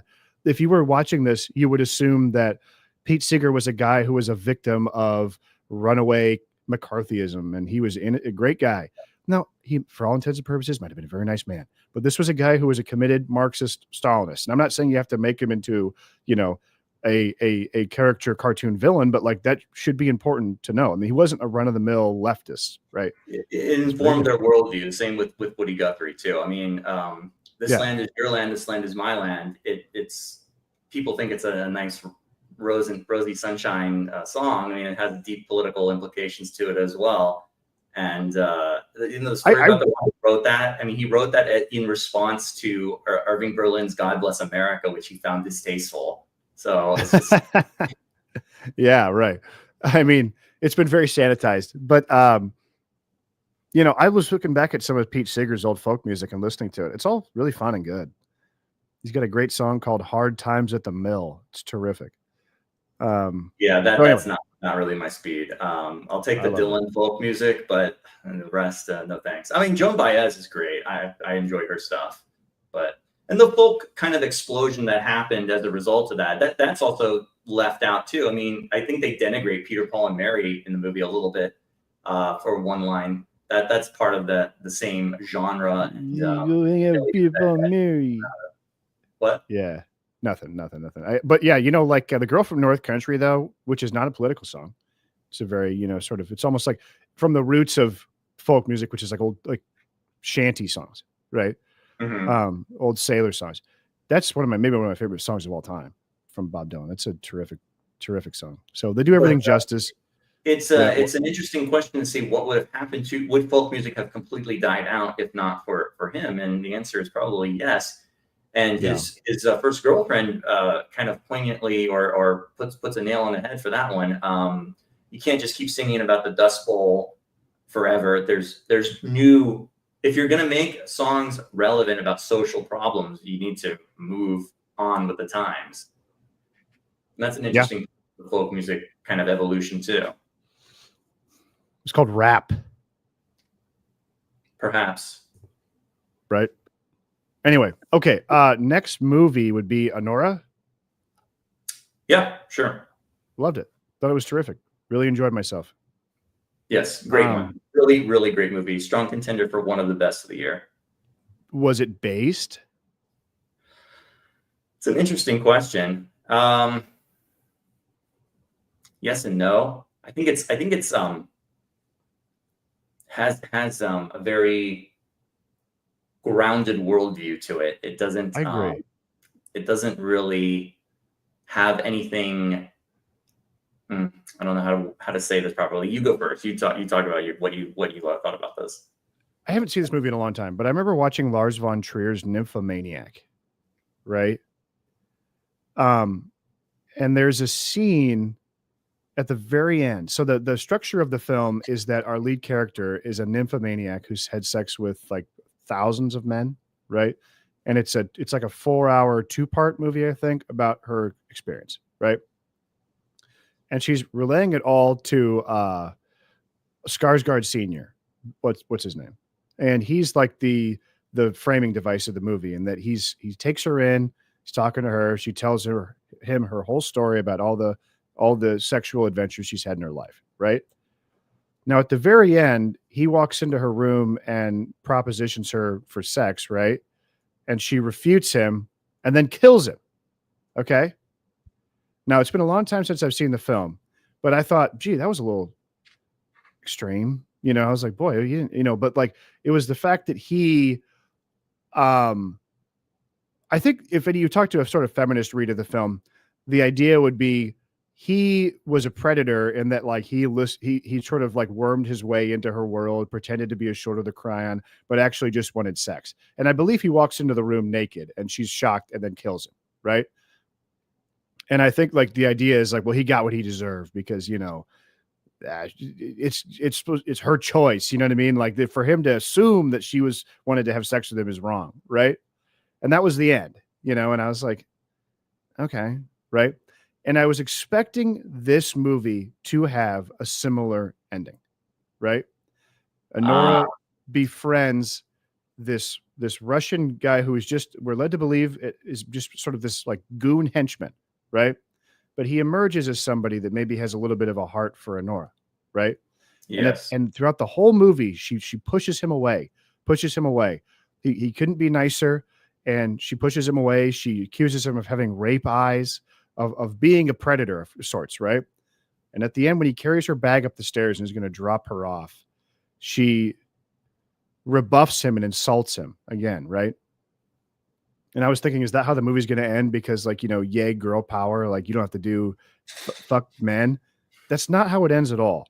She moves in to have sex with him. They start to, then she beats him and he sort of relents and is like, I don't really know what's going on here. And then she falls into his arms and cries. And that's the ending. And I thought that was very tender and very powerful, right? This is a movie that treats women like human beings, you know, where Anora, this character, is someone who's put on a very hard shell, but like deep down, what she wants is to be loved, right? Mm-hmm. Yes. I thought that was a very refreshing message. Oh yeah, it's a very poignant movie. My take is that this is a movie about very, very damaged individuals who kind of seemingly find two very, very distinct and damaged individuals who seemingly find each other, and they think that there is something there that binds them together. But there is a very distinct maturity gap between them. Anora is a very mature individual. She's an adult. Okay, these are how old are they? In their early 20s, perhaps. She's probably early 20s. Yeah, they're distinctly adults. Okay. Yes, she's probably made some not great decisions in her life where she's in this situation, but she's managing to survive and she's trying to make a better life for herself. She meets this basically oligarch, the son of Russian oligarchs, who presents himself, at least first, as this very fun, outgoing, you know, individual, throws a lot of money around, etc. They soon find he is stunted emotionally in terms of his maturity, his growth. He is nothing more than a man child. Okay. Yeah. In both his, you know, sexual pursuit and pleasures, his activity, not you know, every other part of the day, he's constantly playing video games nonstop, etc. And when push comes to shove, he talks a good game. Oh, I'm going to defy my parents. Let's get married. We'll have a great life, etc. When push comes to shove, he bails. He's a coward. He has the maturity level of an infant. Okay. And now she's left holding the bag in this, you know, horrible situation. So we have this adult fairy tale that, you know, went wrong, for instance, in the harsh modern world, and sprinkled in then with some of the most hilarious moments of the year, I think, in film. There are some laugh out loud, funny moments in this movie. I mean, the cast of characters that then enter the movie in as what's his name, Vanya. That's the boy who the son, after he exits the movie, and the plot of the movie then becomes, we need to find him because his parents send the goon squad after him to track him down and get an annulment. And this like weird motley crew of characters come in. They sort of abduct her to go with them. And they go on this like mad chase throughout New York to try and find him, and it is hilarious results. All the banter and interactions that they're insulting each other constantly. The scene where the head goon guy gets called out of a baptism because he's a priest in the Orthodox Church, I guess, and he's like doing this baptism, and the phone keeps ringing, and he's like, "Oh, sorry, I gotta go," and he like just bails on the baptism. It's just super awkward, hilarious scene. The part where they do like the home invasion basically and break in, and she's this very scrawny little girl. She's beating the crap out of these big guys because they're not really fighting back against her. So that they're letting her do full on damage to their faces, etc. Kicks to the crotch. It's just done hilariously well, and so very well executed series of pratfalls, and it was very And then when they're running around New York, it reminded me a lot of like Martin Scorsese's, what's that fucking movie with Griffin Dunn? I can't remember anything today, but why can't I remember that? Damn it! I don't know which one with Griffin Dunn where he's like lost in New York, can't get back into his apartment, like everything goes wrong for him. Anyway, but it was it was sort of like anxiety inducing, but like in a funny way, right? Yes. You're like, oh, can I go home? Especially with her very like Harley Quinn-esque voice accent that's going on there. Yeah, thanks, Trembling Colors. Yeah, appreciate it. Great movie. It's a very difficult sell for me to try to explain the plot of this movie when I tell people you should go watch Anora, and you're like trying to explain it. Oh, it's about this exotic dancer who hooks up with this Russian, and then people are like looking at you like, why am I going to watch this again? Right, because it's a very tender and emotional movie. Yes, because she is a real by the end of the movie, you realize she is a fully formed real human being. Like she has feelings and emotions and a goal in life and everything. And this snot-nosed brat took her for a ride. And and I think everything. And something else I was something else I would expect that's low hanging. Well, that's the other thing too, is she's a child too. She looks like tough. She knows how to be a stripper. She's street smart and wise when it comes to that, right? She's good at disassociating herself from the clients. She's great at talking them up and making them seem like she likes them. Anything you would have to do to survive in that kind of high business. Because this is a high stakes. I mean, she's in New York. This is not, Idaho, right? And but I think in any other movie, and what I was expecting, which I thought would have been low hanging fruit and not as interesting, would be the maybe more audience satisfying narrative of, oh, I actually am going to pull some legal maneuver on you, and now I get half your money, and I'm going to go all the way to the bank and happily ever after. And that's not what happens, because that's not realistic. And what ends up happening is that she was played and ends up with nothing, But what she does end up with is not a really rich guy, not a fantasy fairy prince, but a very good man who does care about her. And she realizes that what she really wants is just, not fake stability. Love. Yeah. Not sexual adoration, stability. Yeah. And exactly. And there's nothing wrong with that. Stability with a nice, wonderful person that this Igor henchman guy actually turns out to be. He's a caring person. Yep. Someone to see her as a real person and not as a sexual fantasy while you're out on a business trip with your whatever. You know what I mean? Right? I mean, not as a sexual plaything, as Vanya treats her as something that he can throw money at and use. This person, Igor, sees her as a real human being that wants to have a relationship with her and treat her with respect. Truly a fun movie. It's got a lot for everybody, Maybe not grandma. But this was the movie that I thought had the most nudity and sex and drugs and cursing by far of the year. Yeah, you're probably right. A lot of the sex was all very comical, though. You know what I mean? Yes, it was meant to be. You laugh at it because it's so ridiculous. Well, but that's part of it because he is so childish. And she Yeah. even comments to him at a certain point in the movie, like, "Hey, you don't have to do this," you know? Right, right. How about we, why do we gotta go so fast all the time with it? Because the sex was always just like insane, Yeah. energetic, like, Energizer Bunny level of like, yeah, yeah, yeah. And like even the scene where she does the strip um routine for him in the living room, I didn't find that to be titillating per se. I found it to be somewhat absurd and like funny. I've seen people share it on the internet, like, "Oh, check this out." And I'm like, in the context, it's like ridiculous. It's a very like ludicrous thing yes, that's happening here. agreed, But agreed. yeah, Anora, I really, really enjoyed it. Do you want to talk about Gladiator 2? We're doing a good job, dude. We're whipping through this. We're saying a lot of good stuff. Wouldn't you agree? Trembling Colors are big fan. Is it, When you say tell me, do we have anybody actually watching? I think so. Yeah, I think we're doing a fine job here. We're whipping through We got these. We're 4 people saying according to YouTube. we're rocking it, brother. Gladiator 2, you really resisted seeing this. I had to like really pressure you into seeing it. It seemed more pressing at the time for you to see it because it was such the big hit at the time. Now, is anyone thinking you're talking about Gladiator 2? If not, why? Yeah, I was not looking forward to this at all. I had zero interest in seeing this. I don't know why. I'm not a particularly big fan of the original Gladiator. I think it's fine, but it's Yeah, just not same. it's not one of my like go-to movies by any means. And so I didn't have a particular interest in seeing this. A couple friends had wanted to go see it, but that they kind of bailed. They like lost interest after reading some reviews and stuff like that. So after you saw it and you raved about it, I was like, I well, didn't. I wouldn't say I raved about it. you Okay, said go it was ahead. very good, and then you were like, well, Christopher Nolan said it's the best movie of the year or something like that. He did.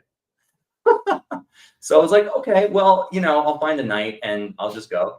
And the movie first came on, and they have this gigantic sea battle where they're storming the coastline of some town, some village or whatever. And I was like, oh God, is this going to be the whole movie? It's so like, how many times have we seen this? After you get past that, when we actually get to Rome itself, the movie just like radically transformed for me. And I was enthralled with the Yeah. politics of the movie, the human drama of the movie, the interpersonal relationships, the intrigue, and particularly Denzel Washington for me made this movie. I mean, he is a character that I did not realize he was going to be such a malevolent presence throughout the whole movie. I thought, oh, he's going to be good or bad or whatever, and then you see he's lining up towards kind of bad, and then he turns really bad, and he is like just so deliciously evil by the end of the movie, and I that captivated me a lot too. I mentioned the interpersonal family dynamics of the whole thing. That's also a huge part of it, about like Yeah.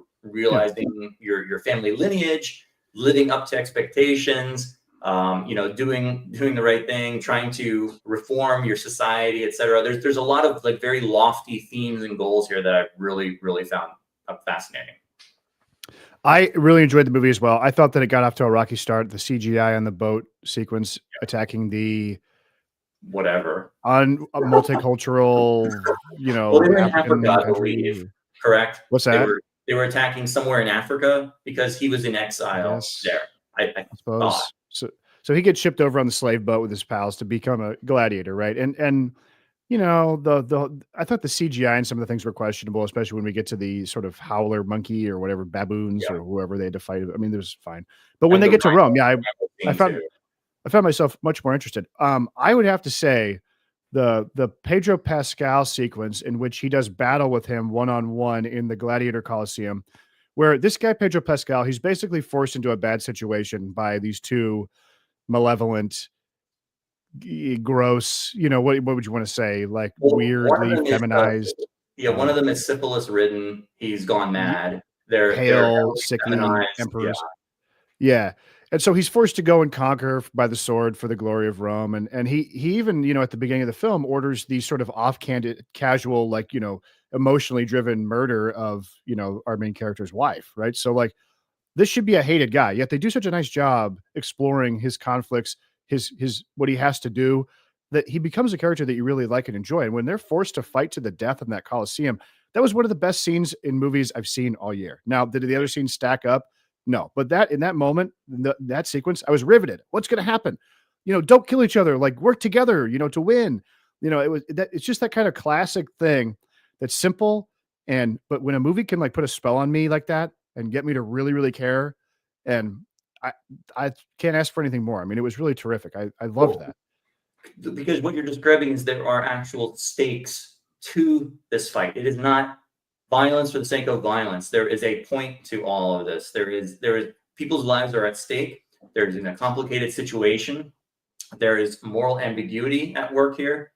And the same note goes for the subsequent gladiator fight when we're in the arena and his mother is tied up on the platform and he has Yes. to defend her. Yeah. And he basically successfully defends her. But Denzel intervenes and is like, well, I don't care about all this, grabs the archery set and just murders her point blank. And it's so brutal. It's so Yeah. it shows the movie has stakes, the movie has consequences. No one's safe here. And there's a lot of the, the heavier drama influencing all of these interpersonal fights. I would have to disagree with you on Denzel. I thought he was way over the top. I thought Ridley Okay, should have reined him in.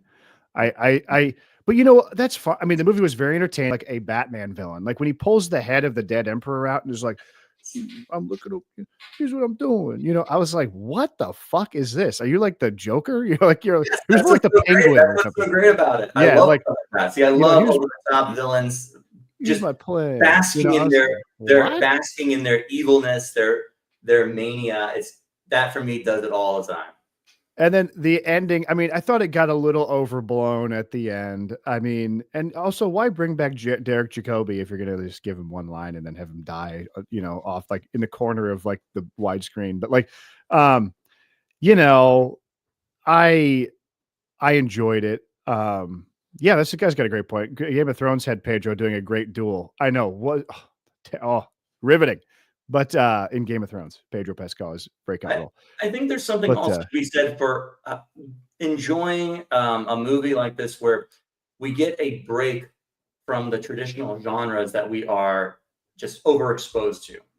Yes. So to have a sword and sandal epic gladiator movie on this scale, made with this pedigree, with Ridley Scott directing and these fine actors, yes, done at such a level. And it's as good as it is, even with flaws. I think there's something to be appreciated and admired there, that we're not just getting another superhero movie, another giant robot Transformers movie, etc. So I think this level of craft and skill that goes into that, taking into account as well, makes it kind of more special.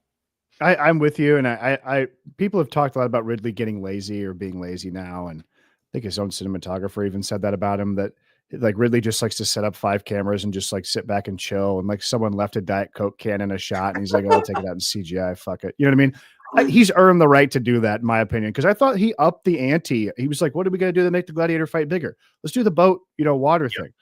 I've heard about that. You go to the Coliseum, they tell you about that. Isn't that wild? Well, I'm glad we got to see it. It was really well shot and really cool. And it sounds like they went to a lot of lengths to get it done. The one problem I have with this film is I don't think this Paul Mescal character, he's up against it, because you're putting him up against Russell Crowe, who is just a terrific movie star. This guy ain't it, man. Like he can't hold a candle, but I don't think he could carry the movie. That's why if I had any big complaint, it's an overly sort of the movie's dependent or decides to become dependent on kind of this ensemble. Yeah. And he's the unifying element, but I don't think he ever steps up to be the hero. He gives kind of a rousing speech, but there's a problem I've noticed in a lot of movies that, and I can't come up with any specific examples now, but maybe this will ring true for somebody in the audience. I find there's too many films nowadays where the hero resists the call to action for far too long. And they come off as sort of obstinate and foolish or selfish to the audience, and that they wait so long to meet that call to adventure. You know what I mean? I hear what you're saying. I do agree with you. I don't think he's able to carry the movie entirely on his own shoulders, and it does become more of an ensemble thing, which I'm fine with in this context, because I think we have a really great cast of supporting players to support him. I would challenge the thing about the call to action. I guess great leaders, he was yelling and dressing down his mom, are called by the situation. They don't want to necessarily rise too fast or assume leadership without it being utterly necessary. Something like that. You know what I mean? I Like, didn't get enough of a reason out of the movie as to why he was so hell bent on rejecting his mother, rejecting his father's legacy, being mad. Like, I was like, get over it, brother. Come on. They well, I got you think away because you were the secret prince. yeah, he felt, abandoned, which he Get was, over but it. it was in order to save his Yeah. life. I mean, but Yeah.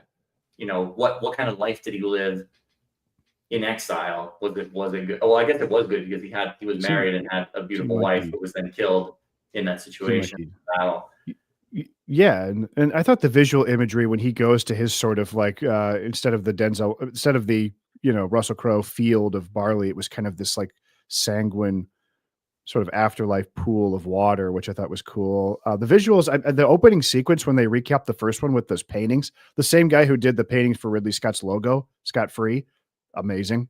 That hooked me. I was like, that's what a great way to do it.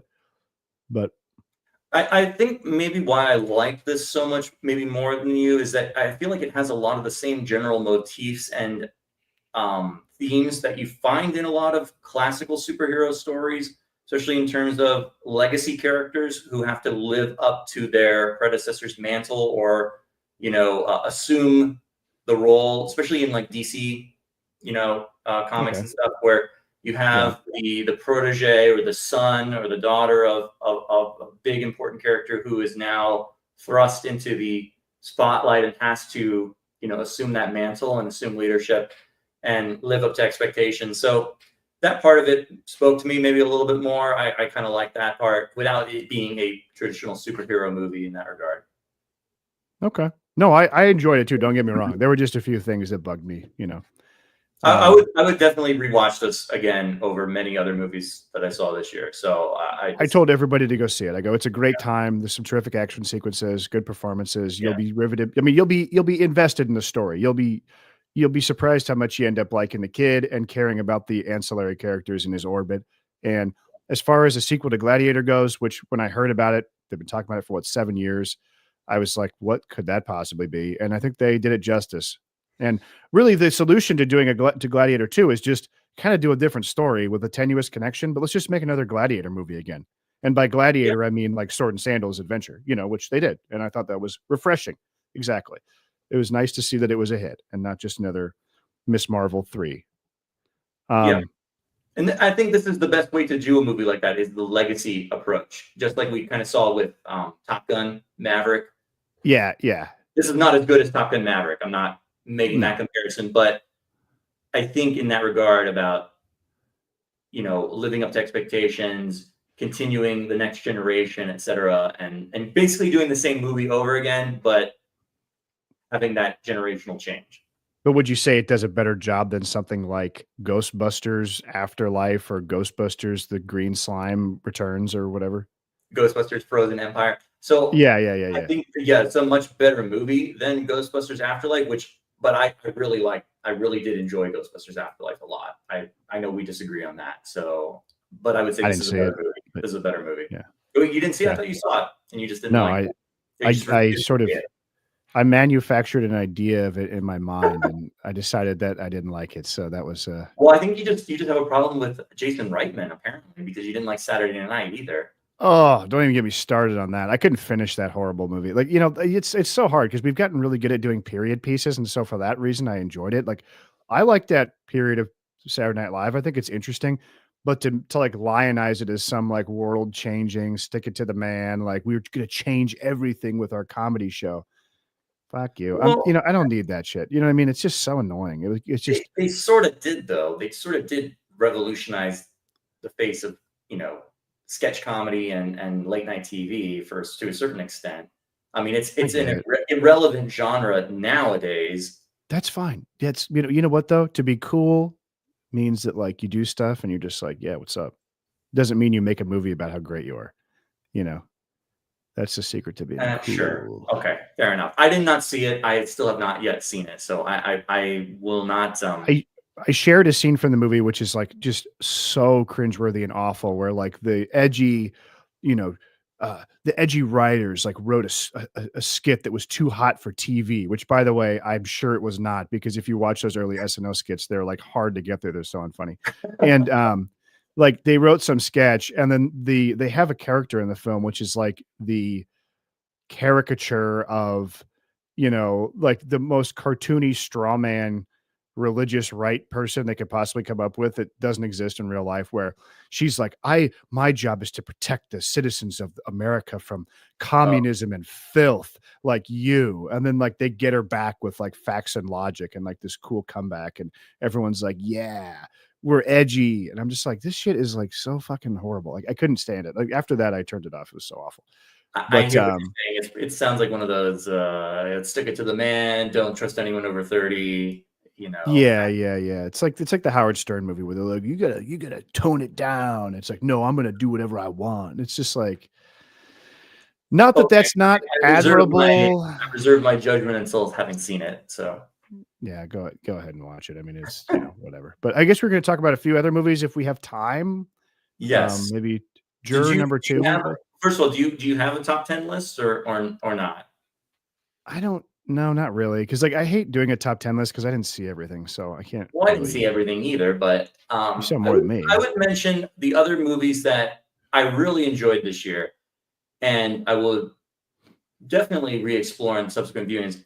For mainstream movies, I mean, I was a big fan. I don't think you liked it too, but I was a big fan of Beetlejuice. I thought it was a phenomenal Yeah, sequel in I terms enjoyed that. of the standards in which we, live in nowadays in terms of sequels and reboots and remakes. I thought this movie was very delightful, very funny, respects the original, but does many new things. And I understand a lot of the criticisms of the movie in terms of I think like the narrative does kind of fall apart at the end. But also I think for a movie like this, it doesn't really matter. The whole ethos of the movie is like kind of just like vibes, comic energy, bouncing Yeah, around from the reality to the underworld, back and forth, seeing some crazy stuff, music video montages of stuff. Michael Keaton looks fantastic as Beetlejuice. They yeah, he toned was him terrific. down just ever so slightly to kind of make him more palatable for modern audiences, but I did not mind it.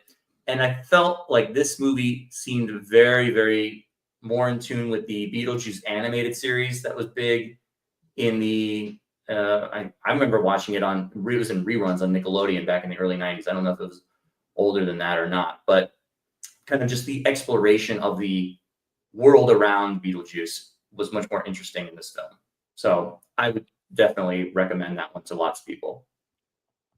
I enjoyed it too. I can't offer any more praise, really beyond what you Okay. said. Though it wasn't as vociferous as yours, I did enjoy it. I would say if I had a favorite, it'd probably be Challengers. But I saw a movie called A Different Man Hmm. with Sebastian Stan, which I really enjoyed, which is about a guy with a hideous face deformation who, I don't want to say hideous, but it's definitely an alternative face. Would that be the right term?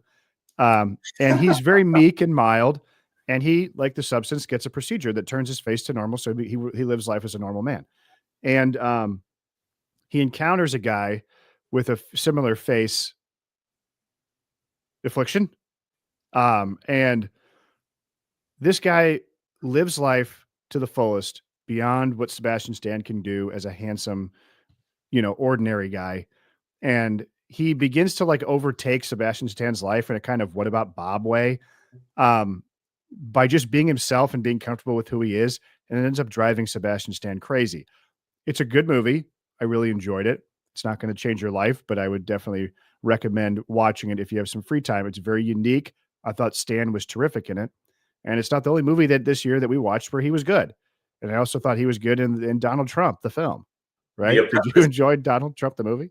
Was he better in The Apprentice or in a different? I almost thought you were going to talk about A Better Man for a second. Then I was like, the No, Robbie it's called A Different whatever Man. Robbie Williams movie. I didn't see the Robbie Williams movie. I hate like dogpiling on it because I don't want to do that.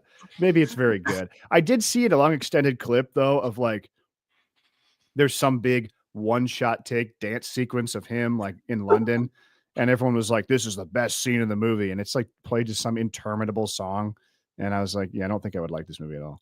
But yes, because nobody, I did see The Apprentice. yeah, Very mixed feelings on this movie. yeah, I'm with you. I thought if you want to separate the movie into like two halves, I think the first half is phenomenal. The part that's in the late 1970s, and then the second half, as we move into the 80s and kind of beyond, I thought the movie just decidedly slows down and becomes much less interesting. It becomes much Yes, more of a caricature piece as opposed to a character study, and the performance gets much more kind of cartoonish. And agreed. so, for me, I found it less interesting, less insightful. The first half is very, very much like you have no idea where this movie's going to go. This movie is taking you into kind of dark, different places, and you're very much intrigued by what is the relationship going to be between Donald Trump and Roy Cohn. Roy Cohn is a very, very intriguing character in and of himself in real life and in the movie, and kind of the Yeah, placing this innocent Donald Trump, as a kind of like they portray him as a very naive, innocent kind of person at the beginning of the movie, and right. he makes this like Mephistophelian deal with Roy Cohn, Yeah, more or less, and becomes I guess they're trying to say he corrupted him or whatever, but like that's when the movie becomes less interesting. The beginning where they're forming this friendship and they're two very disparate personalities and people, and that's to me was much more interesting in terms of the movie and obviously the performances. After that, I I was really bored and kind of like done with it. yeah, I'm kind of with you on that. At the end, it was like it gets almost comical and like the evil villainy of Donald Trump. And like, not that I want to litigate whether or not it happened. I'm not going to defend Donald Trump as some great guy and he's been slandered by this film. You know what I mean? But I did think that it became less interesting the more we got to Sebastian Stan like doing the Trump impression, right? And I thought that the to hang the movie on the framework of Trump and Roy Cohn's relationship, I mean, it works. It's effective for a movie. I thought that it worked well. I thought the guy that played Roy Cohn from the HBO show, I thought he was really terrific. But sort of strange credulity. I mean, like they set this whole story that like, well, Donald Trump surpassed Roy Cohn, then he screwed him over and threw him away. It's like, well, I don't know, is that true? Like, everywhere I looked on the internet, I couldn't really find corroborating evidence for that. So I mean, I don't know if that spoils your enjoyment of the film, but like it seems like they didn't really ever have a falling out or anything. Like Roy Cohn fell on hard times. Trump spoke about him as a character witness at his disbarment hearing, so he didn't just like completely swear him off and tell him to go away. You know, the beginning I thought it was a beautiful looking movie. Like it looked Oh terrific. yeah. I mean, it was yeah. I mean, I was engaged and I thought it was fun and there were certain scenes I rewound and watched again because I thought they were fun. And again, it like invites you to live in this fun world of the 70s New York. And I thought it was a worthwhile movie, worth watching and worth making. It's definitely interesting. I want the trilogy. I want the Trump trilogy. Let's keep going with this. But I thought Sebastian Stan acquitted himself well. You say he sounded a little cartoony towards the middle, and yeah, for the most part, he does, right? But Well, when he starts there was becoming like hypermanic, because yeah, they explain that he's taking amphetamines, and he's doing the sniffing, the constant. yeah, It just becomes yeah. very much caricature, cartoon Does Trump do level. that? Yeah. He does do that sometimes, Okay. yeah, a lot. All right. Yeah. But it's like, okay, we got it. Like that's not new. That's not new. But we've seen that on it's SNL with Alec Baldwin doing it. Many Yeah. times before. We don't really kind of need that. But I thought Um, Stan did a fine job. Like there's scenes like with Roger Stone where he talks to him about running for president, and I thought that was well, that's what I good. was I saying. mean, I think especially in the beginning when he gives this very, very subdued performance, it's like magical. You think you're really looking at Donald Trump y from the 1970s. Like the it's young Donald. uncanny. It's Yeah. very eerie. And then it becomes very like just blah and boring. Well, the I key to think the doing a musical good choices also are one of the best parts of this movie. There are some great montage scenes, oh, especially yeah, Pet Shop Boys, always on my mind. As yep. we are introduced to Trump Tower, that was a phenomenal scene. Yeah, I mean, the movie, I think this guy Ripost says this movie will live on in clips posted on Twitter. Yeah. And it's like, yeah, because the movie can't help but sort of be in love with the majesty of Trump. Like, even though it's portraying him as a bad guy, it's still very glitzy, glamorous, partly as a product by when it was, when all this took place, you know. But you could clip it and take things out of context and make a Trump highlight reel, like badass compilation or something, right? If you really wanted to.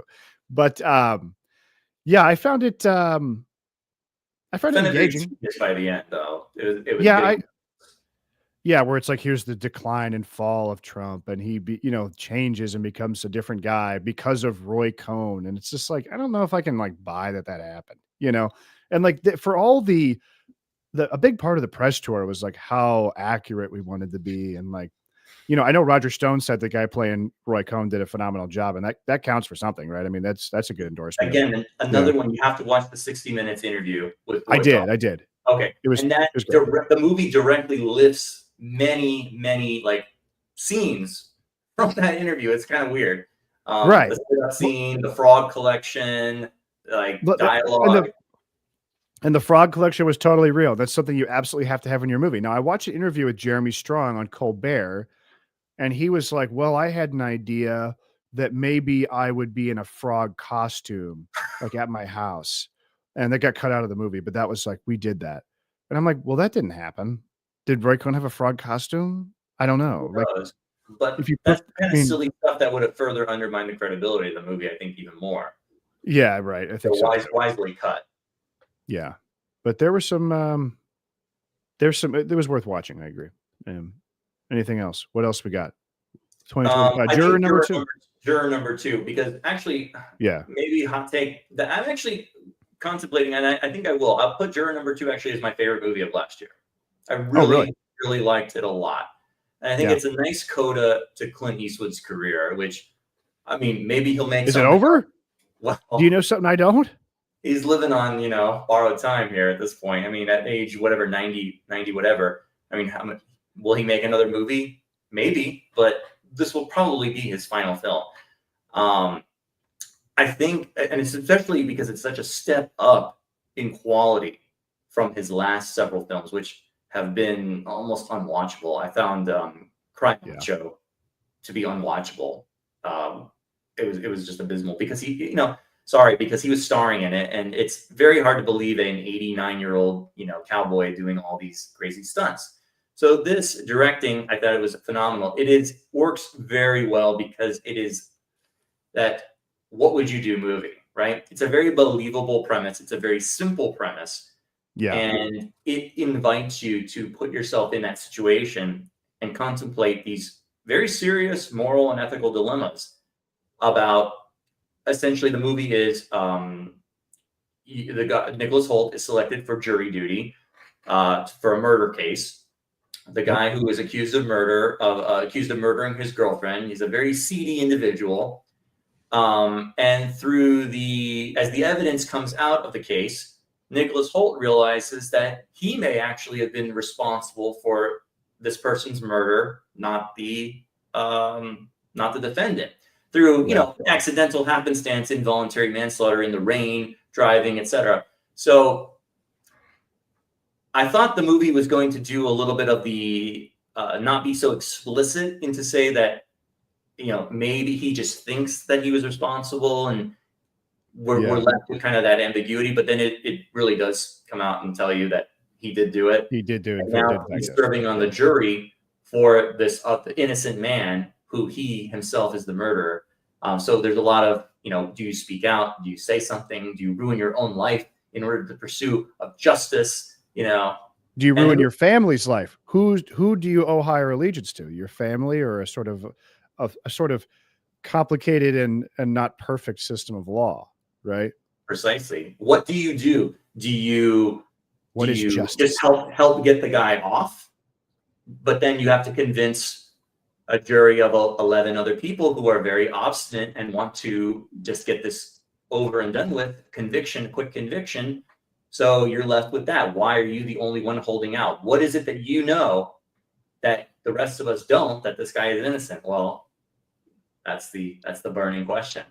Well, and I enjoyed the movie very much too. I found it to be wrenching and like very like engrossing. My wife did not. She thought it was boring, which I thought was I couldn't believe it. I thought I was like, this is like my worst nightmare. Like you know what I mean? Like this movie's asking so many fundamental, like really important questions. Like I mentioned before about the family. It's like his wife basically knows he's guilty, and she's like, you better throw this motherfucker under the bridge and save our family, right? Because this guy, he's not a good guy, not a nice he's guy. innocent of the crime, but you know, as many other jurors who sort of act as a bulwark against like the plans of our hero, like mentioned, like this guy probably deserves it anyway, right? Yep.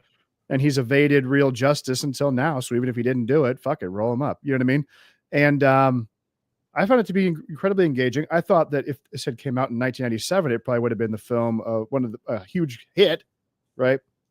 Whereas it was sort of unceremoniously dumped, you know, in select theaters by MGM, you know, so Warner Brothers, so going to streaming service. But you know, we talk about Nicholas Hoult in Nosferatu, probably one of the best performances of the year that I've seen Nicholas Hoult in this movie. He's unbelievable.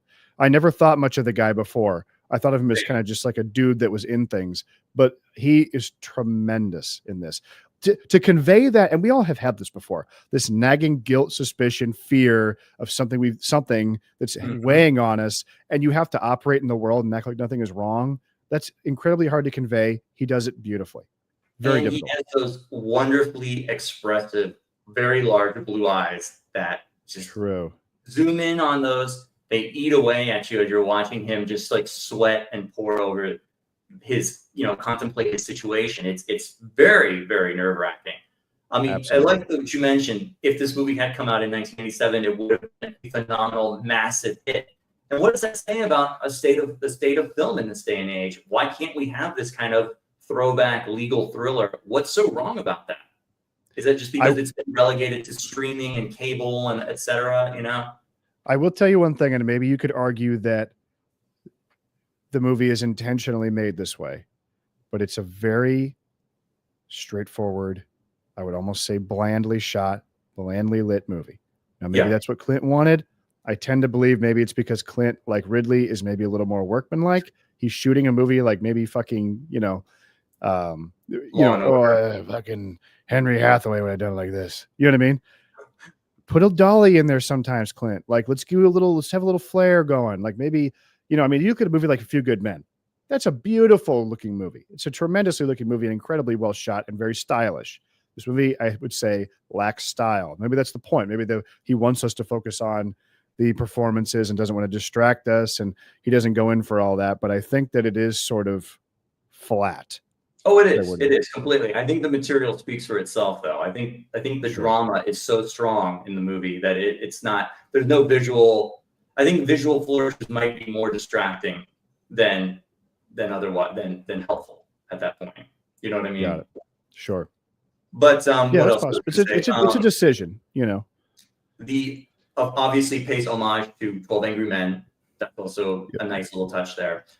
The other kind of fascinating part that I really liked and appreciated about the movie is the ending. The ending is a very open ending in terms of interpretation about what happens next, because we kind of end things in a positive note for our protagonist, and then there is a knock at the door where the district attorney is, you know, following up, and the movie just ends.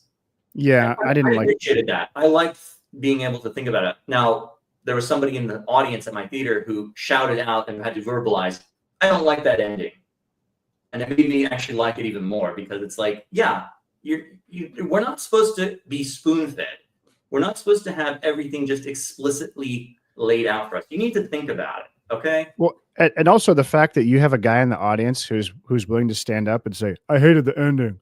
That's a guy that's eligible for jury duty, which I think could give you a pause about the legitimacy of the system, right? There you go. Like your regular old knucklehead dumbass who needs to let everyone know his opinion on the nuance of the film. Now, I disagree with you because I thought that by having her arrive at his door, it was a fairly conclusive ending, that it was over for him and that Toni Collette was going to do the right thing of turning him in, because she has to wrestle with demons too, because she's got this guy hung up, an innocent man, because it's going to help boost her credentials as a woman who defends against domestic violence, which is a very politically advantageous position for her to hold and part of her image, right? And part of it is like recognizing that maybe her guiding philosophy isn't always correct and she has to do something different. So she's wrangling with something as well. It's not as cataclysmic as Holt, but I thought the movie they would have had a more, there was a sequence in which he's tucking his new baby down to bed and police sirens go by.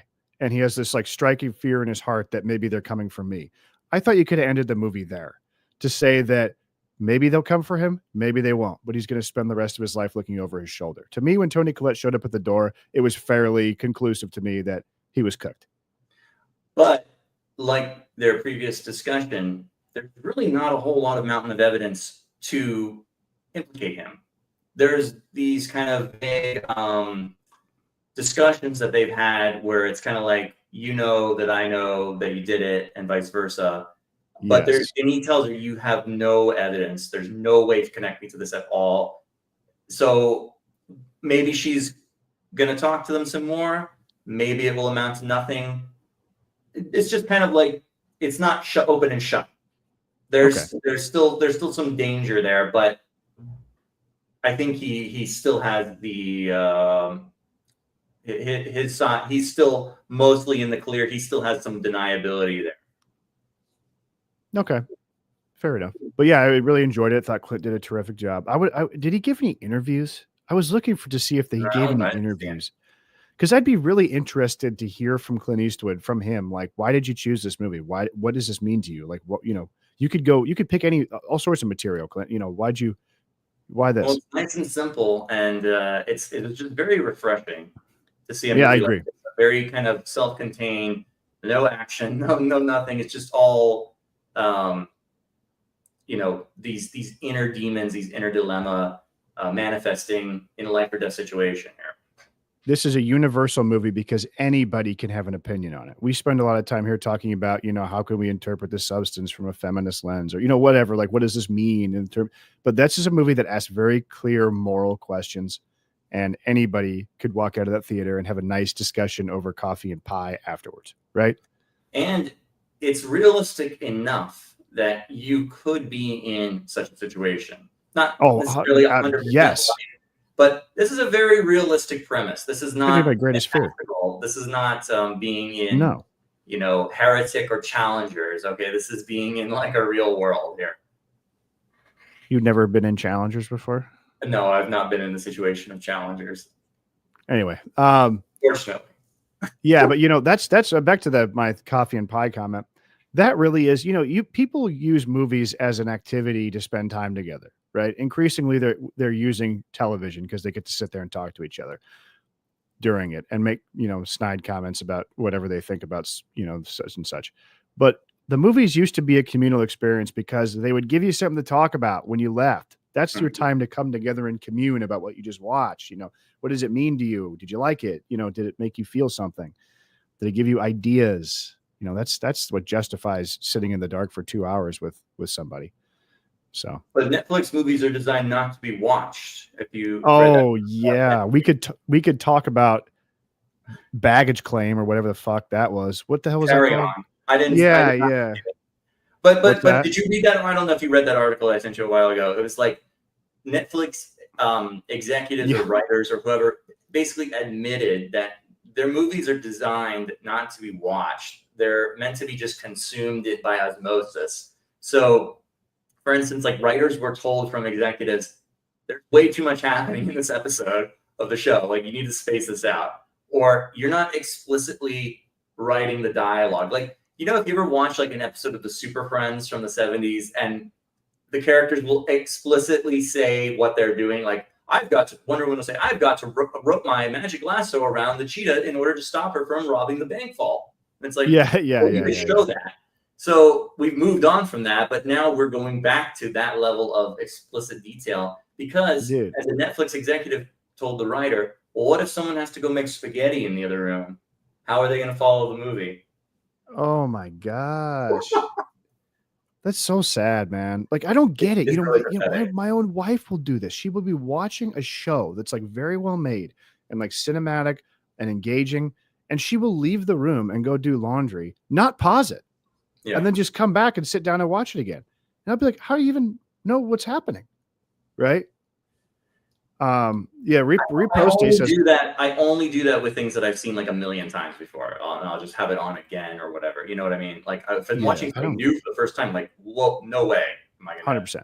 Like I will put on episodes of Battlestar Galactica and just like fuck around just because I like to look at it and see them, you know. But like they're not, I've seen them.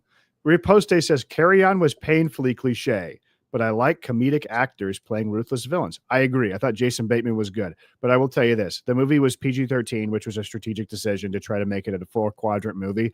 But if you're gonna make a movie about a guy with like toxic killing gas, when you lock him in a fridge at the end and the gas gets released, and you're and by the way, I've been hearing on the television, on commercials, TV spots, that this is this season's Die Hard. Well, then I need a little more than Jason Bateman coughing and crumpling into a ball. He needs to like literally explode, right? And the movie, yeah, last Die Hard, because he wrestles a guy in the fucking baggage carousel. Give me a break. It was totally overblown. And if people had gone and seen that in the theater, they would have been very upset because it's a But George, lackluster the movie. Zoomers haven't seen Die Hard. That movie came out in like 1988. You know. You're right. This was much better. Yeah, this was much better. Give me a break. You can make Plus, it tries to. while watching it. Plus, it tries to make you trust. It tries to get you to like TSA agents, which is nearly impossible, and a task that they couldn't surmount in this film. So. My I don't know how much time you have left, but the only not other, much. Okay, the only other Sorry. big movie, and I think you really should watch it because I really loved it, was Heretic, starring Hugh Grant. Phenomenal movie, extremely superb suspense thriller. It's a tour de force from Hugh Grant, carrying the movie with the dialogue that he's given here. Very philosophical movie about religion and faith and testing your faith. And basically this like hardcore atheist guy traps two women Mormon missionaries in his house and puts their faith to the test through a series of different, scenarios. And at the end of the movie, I think there's something for everyone. I think whether you believe in religion or you don't, there's something that everyone can kind of take away from it. There's a lot of things open to interpretation. And there's just it feels like someone's like graduate thesis that they took and like wrote a screenplay around it, yeah, but in a good way. Yeah. And Hugh Grant as this very charismatic and goofy yet very creepy and menacing villain is just scene stealing in every single scene. So great movie, highly recommend it. You should definitely check it out. And I do love Hugh Grant. So. Well, this has been a lot of fun, man. I'm glad we got to run these down. I thought we were succinct. I thought in certain moments we were funny. Maybe the audience had a nice laugh. I think they enjoy spending time with us. And I suppose you could say so in the chat. But I'm sorry it's been such a long time since we've had one of these. What we need to do going forward, instead of jamming 7 movies into one show, is meet occasionally in between our, big shows where we do fun things. We have a lot planned for you. We're thinking like Elvis movies we might do. We might just meet every once in a while and say, hey, what are the last 2 big movies that just came out? Let's talk about them. Right. Because I guarantee you if we had done a standalone Nosferatu stream, it would have done numbers, dude. Well, it's been so long now since I saw the movie too. We really kind of just blew all the good material in that conversation. I was trying to remember what we talked about. Well, and also I listened to our Madam Web show recently before, and I was like, oh, I'm glad we did this. So I would have totally forgotten this movie, and there's like things in it that I'm glad I remembered. For and the whatever Alien purpose. Romulus one was quite good too. I agree, it was fun. People liked it. So Madam Web did not make your top 10 for the year. You know what? It might have. I don't know. I think maybe I saw 10 movies. I don't even know. So I mean, that's why I don't do the top 10 list. R.I.P. to the Sony Spider-Man universe. Oh yeah, I was gonna ask you about Kraven. I don't know. We'll have to save that for a separate show. I gotta get rolling. We should do a Sony Spider-Man verse tribute show with Venom, Morbius, Madam Web, and Kraven the Hunter. I will. 3 Sony Spider-Man movies come out in 2024 alone, which is insane. Madam Web. Venom. Venom, The Last Dance, and Kraven the Hunter. Oh, cool. You know what I think our next show should be is we've talked about doing a show of our favorite trailers. Yes. We should do that. That'd be fun for the people out there. Would you want to do a Captain America New World Order? I think we have to. I think we owe it to the people to do it. We did not see Wolverine. I didn't see Wolverine Deadpool. Yeah, you really were pushing that, and I was like, I cannot watch this. I don't think I can handle it. I don't think I can handle it. can't I've always really do it. hated Ryan Reynolds, and I think the public at large is coming around to that fact. Oh so. man, yeah, the stuff that's come out about the Blake Lively stuff, oof, not very good for him. I know she's feuding with some guy. I The don't really know much director about of it. her movie, but he Okay. intervened and shattered his nice guy image, according to a lot of sources. And then no. Taylor Swift You can never shatter your nice guy image. We would never shatter our nice guy image here at this show. Heaven forbid, yeah. Yeah. Okay. Hey, brother, it's always fun talking to you. All right, have a good one. Until next time. Thanks for watching, everyone. See you guys.